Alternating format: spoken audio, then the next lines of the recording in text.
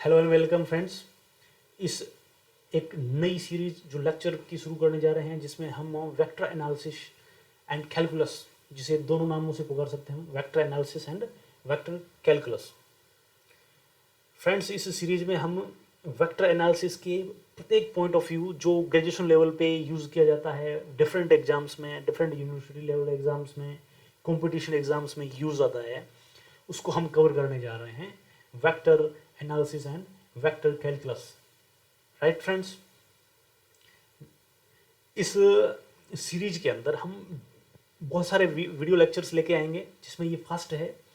इस वीडियो में हम वेक्टर कैलकुलस का क्या सिलेबस हम इस सीरीज में कवर करने जा रहे हैं, कौन कौन से पॉइंट्स हम इसमें इंक्लूड करेंगे और कौन से पॉइंट्स पर हम फर्स्ट ऑफ ऑल ध्यान देंगे। ठीक है, तो इसमें सबसे पहले देखते हैं कि स्केलर एंड वेक्टर फील्ड्स, इसके बारे में हम जानेंगे।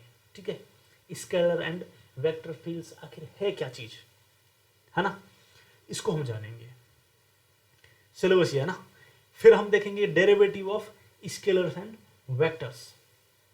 ठीक है, हम सबसे पहले देख लेंगे कि स्केलर और वेक्टर फील्ड क्या है, क्षेत्र क्या है। ठीक है, सदिश और अदिश क्षेत्र क्या है, इसके बारे में समझेंगे।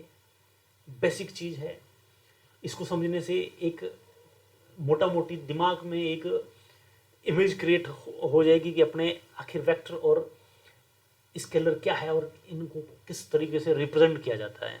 ठीक है, अगला हम देखेंगे derivative of scalars and vectors. ठीक है, अदिश राशियां हैं और जो सदिश राशियां हैं उनका अवकलज को हम जानेंगे।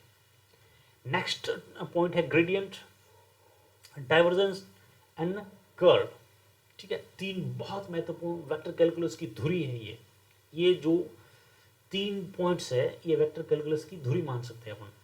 ठीक है, इन्हीं को यूज डिफरेंट आइडेंटिटीज है, या जो गोस डाइवर्जेंस के थ्योरम्स है, आइडेंटिटीज है ग्रीन्स की, उनमें इसको काम लेंगे। ठीक है, अब देखिए आइडेंटिटीज एंड इक्वेशंस। इस पॉइंट पे जो बेस्ड आइडेंटिटीज एंड इक्वेशंस है उनको हम ध्यान मद्देनजर रखते हुए डिफरेंट प्रकार के जो आइडेंटिटीज है, करीब 15-20 प्रकार के नॉर्मली हर बुक्स में दे रखे हैं, उनको हम डेराइव करेंगे, आसानी से समझेंगे और किस तरीके से उनको प्रोसेस करने में आसानी से हम इसको याद रख सकते हैं।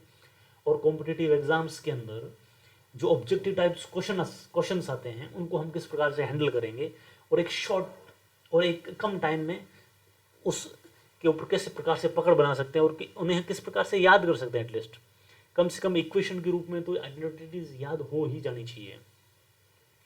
नेक्स्ट पॉइंट हमारा रहेगा geometrical applications of vectors. Vectors का जो ज्यामितीय उपयोग क्या है उनको हम समझेंगे किस प्रकार से। देखिए, जैसे लाइन है, इसका integral, line integral, surface integral, volume integral बहुत महत्वपूर्ण पॉइंट है। ठीक है, आगे जब जैसे गॉस डाइवर्जेंस के थ्योरम्स देखेंगे उनमें मेनली क्या है, ग्रेडियंट, डाइवर्जेंस, कर्व्स और इन ज्योमेट्रिकल एप्लीकेशंस का यूटिलाइजेशन है, जिसके जरिए हम विभिन्न प्रकार के विभिन्न शेप की जो आकृतियां हैं, ठीक है, क्षेत्रफल की जो भी अपने पास क्वेश्चन रहेंगे उनको हम सोल्व करने में आसानी रहेगी। अगला है कर्वेचर, टॉर्शन एंड स्ट्रैटफेरेंट फॉर्मूलेज। बहुत महत्वपूर्ण है कर्वेचर, एक बहुत बड़ा और बहुत अच्छा टॉपिक रहेगा। नेक्स्ट है Gauss theorem, Stokes theorem and Green's identity. लोगों के मस्तिष्क में वेक्टर का मतलब तीन, ये इस महत्वपूर्ण आइडेंटिटीज एकदम से ध्यान में आती है। ठीक है, बड़े अच्छे से करेंगे, अपना पूरा टाइम देंगे। ठीक है, तो सबसे पहले बेसिक से शुरू करते हैं कि आखिर वेक्टर और स्केलर है क्या, है ना। बेसिक से शुरू करते हैं। दरअसल हमारे दैनिक जीवन में या प्रोफेशनल लाइफ में हम बहुत सारी फिजिकल राशियों से मुखातिब होते हैं। ठीक है, बहुत सारी भौतिक राशियां हैं, उनमें से कुछ अदिश होती है, कुछ सदिश होती है। तो सबसे पहले हम जानेंगे कि अदिश क्या है और सदिश क्या है, किन को हम अदिश कहेंगे और किन को हम सदिश कहेंगे। एक मोटा मोटी अध्ययन की दृष्टि से इनका वर्गीकरण कर सकते हैं हम। ठीक है, अदिश राशि, स्केलर क्वांटिटीज, ठीक है, इनकी पहचान परिमाण से होती है। यानी डिटरमाइंड बाई मैग्नीट्यूड। अदिश राशियों के लिए मैग्नीट्यूड महत्वपूर्ण है, उनकी मात्रा महत्वपूर्ण है, उनकी डायरेक्शन क्या है, एंगल्स क्या है, वो इतना महत्वपूर्ण नहीं है, ठीक है। उनका मेजरमेंट, उनकी क्वांटिटी वो महत्वपूर्ण है ना। जैसे लेंथ, लेंथ की कोई स्पेशल डायरेक्शन नहीं कर सकते अपन, है ना। 5 सेंटीमीटर, 10 सेंटीमीटर, है ना। तो ये कहने से हम इसके डायरेक्शन में तय नहीं कर पाएंगे। टेम्परेचर बोल दिया कि आज का टेम्परेचर 38 डिग्री सेंटीग्रेड है, इसमें कोई डायरेक्शन नहीं है ना। वोल्टेज, जैसे हमारे घर की लाइट का वोल्टेज आज हम जैसे माना कि बताएं कि 220 वोल्टेज है ना, 400 वोल्टेज है, 3 फेज 4 फेज जो भी बोल सकते हैं हम, है ना। तो अब देखिए कि सदिश राशि वेक्टर क्वांटिटीज क्या है और सदिश और अदिश में मूलभूत अंतर क्या। देखिए अदिश राशियों में सिर्फ उसका मैग्नीट्यूड यानी कि परिमाण को देखा जा रहा था, लेकिन सदिश राशियों में परिमाण के साथ साथ दिशा को भी ध्यान में रखा जाता है, उसकी डायरेक्शंस को भी, है ना। ये इसका बेसिक अंतर है। देखिए जैसे हम देखते हैं डिस्प्लेसमेंट, है ना। डिस्प्लेसमेंट, डिस्प्लेसमेंट में हम क्या देखते हैं, किसी विशेष पॉइंट से किसी दूसरे पॉइंट की डायरेक्शन होती है, तय होती है, निश्चित दिशा होती है ना। तो यहाँ पे डिस्प्लेसमेंट में पॉइंट ए और पॉइंट बी के बीच की डिस्टेंस है, मैग्नीट्यूड है, और ए से बी की तरफ की डायरेक्शन भी है, दोनों चीजें। वेलोसिटी, है ना, वेलोसिटी को किसी डायरेक्शन में मेजर किया जाता है। इसका अपोजिट हम देख सकते हैं स्पीड, चाल जिसे हिंदी में कहा जाता है, वो क्या एक अदिश राशि है ना।